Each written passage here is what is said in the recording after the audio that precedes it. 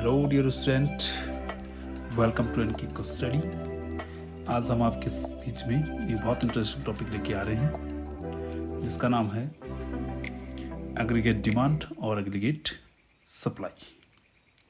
बहुत important topic है board परीक्षा में, जैसे कि आप देख रहे हैं इसमें बहुत अच्छे मार्क्स इस वाले चैप्टर से जो आते हैं, जिसको हिंदी में हम समग्र मांग कहते हैं। इसके जो 4 बहुत महत्वपूर्ण बिंदु हैं। एग्रीगेट डिमांड मतलब समग्र मांग क्या होती है, तो इसमें जो पहला कॉन्सेप्ट है वो होता है demand of goods and service. अगला होता है इसमें फ्लो, फिर एक्सपेंडिचर और फिर विश टू स्पेंड। इन 4 चीज़ों से जो है ये समग्र मांग को हम देखते हैं। उसके बाद कंपोनेंट क्या क्या है इसके, तो कंपोनेंट इसके जो है 2 तरह से हम इसको रेक्टिफाई कर सकते हैं। जैसे कि पहले एडी मतलब एग्रीगेट डिमांड, तो वो होती है C+I। C+I किस में होती है, बंद अर्थव्यवस्था में होती है। जहाँ बंद अर्थव्यवस्था मतलब एक देश की सीमा के अंतर्गत जो छोटी, जिसका कॉन्सेप्ट छोटा होता है। और एक होती है खुली अर्थव्यवस्था, तो उसमें हम क्या करते हैं कि हमारा व्यापार जो है विदेशों तक भी जुड़ा रहता है, जिसमें सरकार का इंटरफेयर भी होता है और हमारे आयात और निर्यात भी इसमें जुड़ते हैं। तो जो बंद अर्थव्यवस्था उसमें हम केवल 2 चीज़ें लेकर चलते हैं, जिसमें C+I, C यानी कि मतलब ग्रस्त और जो हमारा पारिवारिक उपभोग वे है, और I मतलब जो हमारा निवेश है, उत्पादक का जो निवेश है वो इसमें 2 चीज़ इसमें जुड़ती हैं, तो उनको मिला के हम लोग समग्र मांग बनाते हैं। और अगर इसको खुली अर्थव्यवस्था में देखें हम, तो ये C+I यानी कि मतलब ग्रस्त जो हमारा व्यय है उसमें, और निवेश को निजी जो हमारा निवेश व्यय होता है, उसके अलावा जो है सरकारी व्यय वो इसमें जो जुड़ जाता है, जिसको हम जी से डिनोट करते हैं।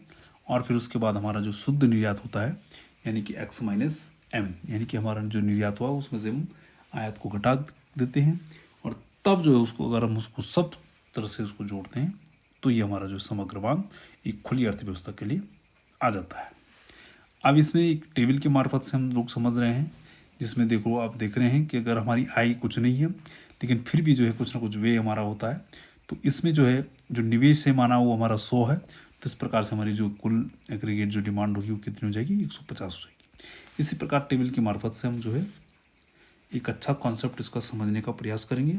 अगली बार क्या होगा कि हमारी आय जो है 50 हो गई और उपभोग 75 हो गया, 75 हो गया, और निवेश 100 है। निवेश हमारा जो है वो बराबर है, 100 है।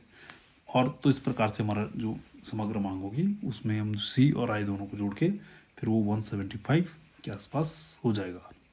इसी तरह से हम जो है चारों तरफ से देखेंगे, तो अंतिम में देखेंगे जब हमारी आय जो है 300 हो जाती है तो हमारा उपभोग 200 हो जाता है, निवेश हमारा 100 हो जाता है। तो इस प्रकार से हमारी जो एग्रीगेट डिमांड है वो कितनी हो जाती है, 300। तो यहाँ पे Y = AD, यहाँ पे सीधा सीधा हो रहा है, और Y बराबर क्या होता है, C+I। तो इस प्रकार से हम देखते हैं इसमें कि यदि हमारा जो है आय 0 है लेकिन फिर भी हमारा कुछ ना कुछ उपभोग इसमें होता है, कुछ ना कुछ आवश्यक चीज़ें होती हैं जिनका जो है हमको प्रयोग अपनी डेली टू लाइफ के लिए जिनका यूज़ करना ही पड़ता है।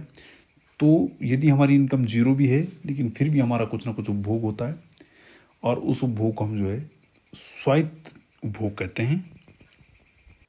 बिल्कुल, स्वायत्त उपभोग का यहाँ पर कॉन्सेप्ट क्लियर करना बहुत ज़रूरी है। ये जो है बिना किसी आय के भी जो हमारे अनिवार्य खर्चे होते हैं उनको डिनोट करता है, और जब आगे हम क्वेश्चन करेंगे तो इसको हम जो स्मॉल सी वॉर से इसको प्रदर्शित किया जाता है। अब इसके बाद हम समग्र पूर्ति पर यानी एग्रीगेट सप्लाई पर थोड़ा सा चर्चा करते हैं। मैं यहाँ पर दोनों टेबल आपको दिखा रहा हूँ, एक समग्र मांग की और एक समग्र पूर्ति की।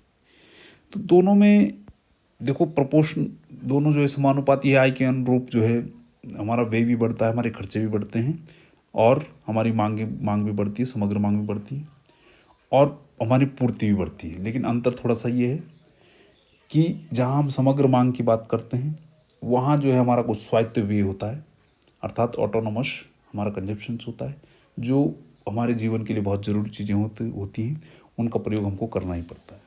लेकिन ये समग्र पूर्ति में जो है ये चीज़ें नहीं होती, क्योंकि वहाँ पर हम जो जितना पूर्ति करते हैं, जितने हमारी आय होती है, हम उतना ही जो है वहाँ पर सप्लाई, उत्पादन और सेवाओं का उत्पादन हम उसी हिसाब से करते हैं।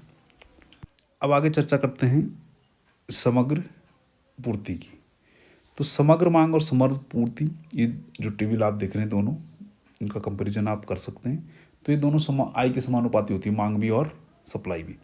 लेकिन मांग में हम लोग ऑटोनोमस जो कंजप्शन होता है वो होता है, लेकिन समग्र पूर्ति में ये चीज़ नहीं होती है। यहाँ पर जो वस्तुओं और सेवाओं का जितना भी हम उत्पादन करते हैं वो पूरी तरह से हमारा समानुपाती होता है किसके, आई की।